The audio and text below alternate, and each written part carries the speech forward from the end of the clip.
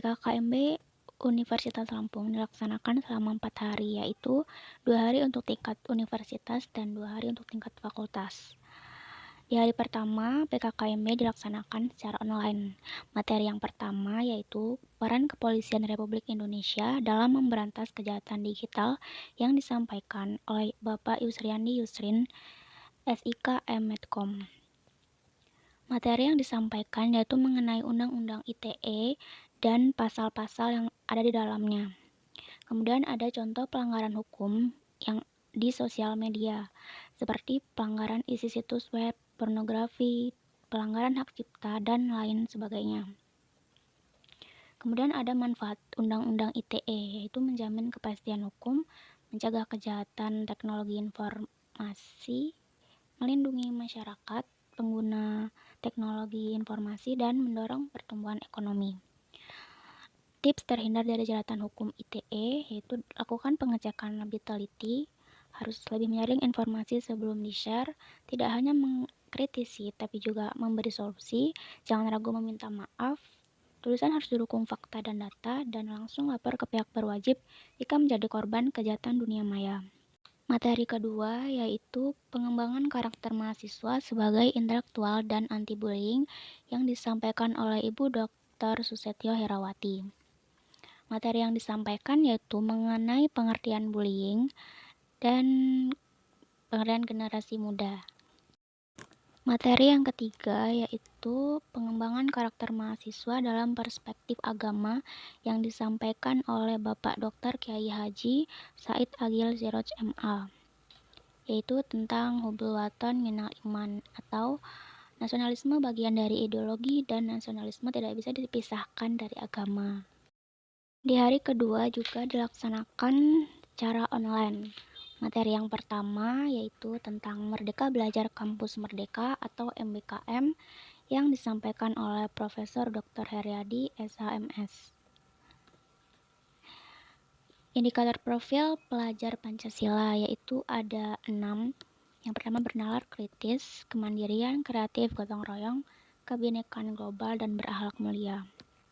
Kemudian ada 8 contoh bentuk kegiatan pembelajaran, yaitu pertukaran pelajar, magang atau praktik kerja, asistensi mengajar di satuan pendidikan, penelitian atau riset, proyek kemanusiaan, kegiatan wirausaha, studi atau proyek independen, dan membangun desa atau KKN. Tujuan Merdeka Belajar Kampus Merdeka yaitu yang pertama, mendorong proses pembelajaran di perguruan tinggi yang semakin otonom dan fleksibel, dan menciptakan kultur belajar yang inovatif, tidak mengekang, dan sesuai dengan kebutuhan mahasiswa. Selanjutnya ada hak mahasiswa, yaitu belajar di luar prodi dalam satu perguruan tinggi dan luar perguruan tinggi lain atau lembaga non perguruan tinggi. Kemudian materi kedua, ada kesadaran lingkungan hidup, manajemen risiko, dan kampus sehat yang disampaikan oleh Profesor Dr.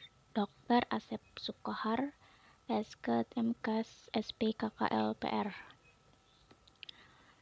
yaitu tentang masalah lingkungan hidup yang terdiri dari 3, yaitu masalah lingkungan hidup alam, buatan, dan sosial.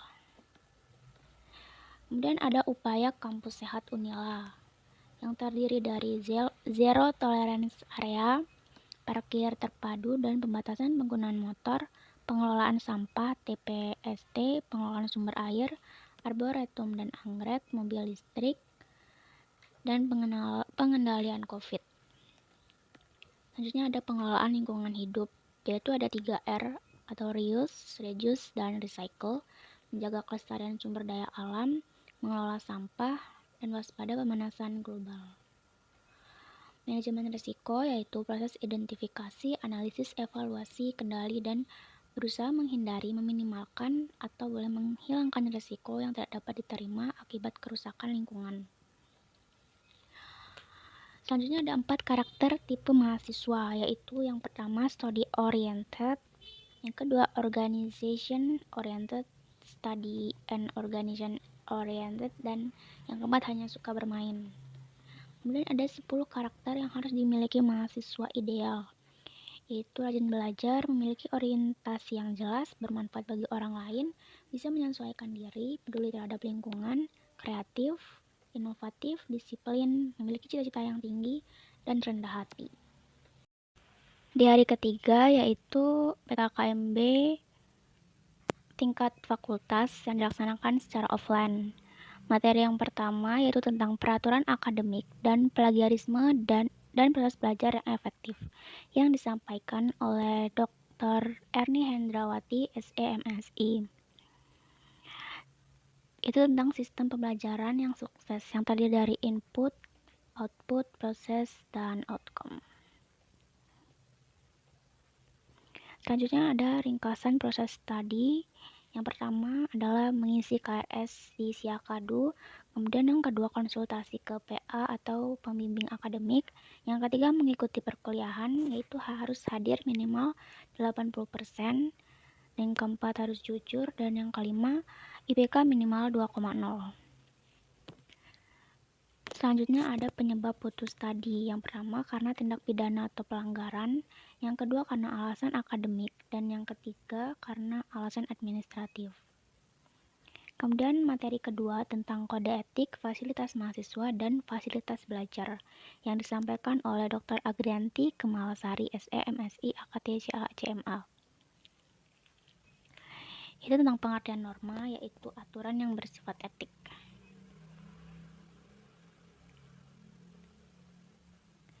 Kemudian materi ketiga yaitu tentang hak dan kewajiban mahasiswa, kegiatan kemahasiswaan, dan program kreativitas mahasiswa atau PKM yang disampaikan oleh Bapak Muslimin SEMSC.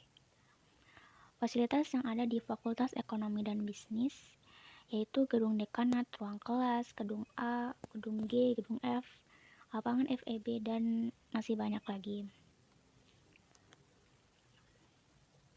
Selanjutnya ada hak mahasiswa, yaitu melaksanakan kebebasan akademik, memperoleh pelajaran dan layanan akademik, mendapat bimbingan dari akademik dan non-akademik, memanfaatkan sumber daya fakultas, dan ikut serta dalam kegiatan kemahasiswaan.